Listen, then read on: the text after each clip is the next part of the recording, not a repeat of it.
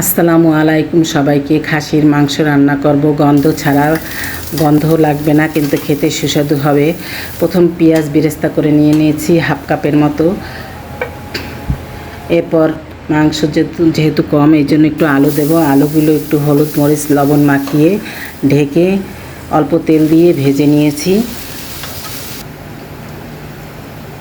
এরপর মাংসের মধ্যে মশলা দিয়ে দেব 2 টেবিল চামচ পেঁয়াজ বাটা, আদা বাটা 2 চা চামচ, রসুন বাটা 2 চা চামচ, 1 চা চামচ হলুদ গুঁড়া, 1 চা চামচ মরিচ গুঁড়া, 1.5 চামচের মতো লবণ, জিরা গুঁড়ো দিলাম হাফ চা চামচ, আর তেজপাতা লবঙ্গ এলাচি দারচিনি গুঁড়া করা হাফ চা চামচ, আর দিলাম জয়ফল জয়ত্রী বাটা এবং 1 ফালি লেবু দিয়েছি যাতে গন্ধ না আসে, এবং 2 চা চামচের মতো টক দই দিয়েছি মাংসটা তাড়াতাড়ি যাতে সেদ্ধ হয়ে যায়।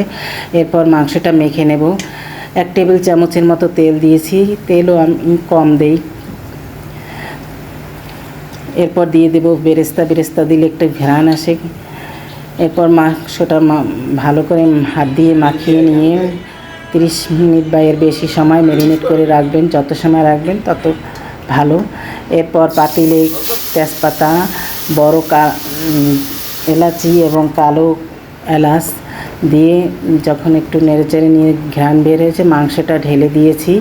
মাংসটা যখন ঢেলে দিয়েছি খুব সুন্দর একটা ঘ্রাণ বের হয়েছে। এরপর একটু কষিয়ে নিয়ে আলুগুলো দিয়ে দিলাম, যেহেতু আলুগুলো আধা সিদ্ধ হয়েছে।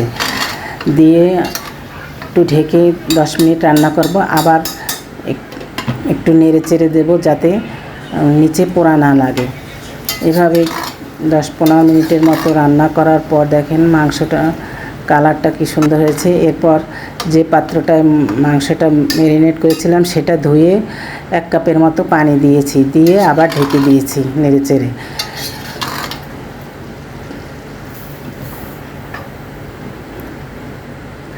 এভাবে নাড়াচাড়া করা যখন হয়ে গেছে পানি শুকিয়ে আসছে তখন দিয়ে দিলাম 5-7টা কিশমিশ বা আলু বোখারাও দিতে পারেন, আমার আলু বোখারা ছিল না। এরপর আবার ঢেকে 10 মিনিটের মতো রান্না করেছি।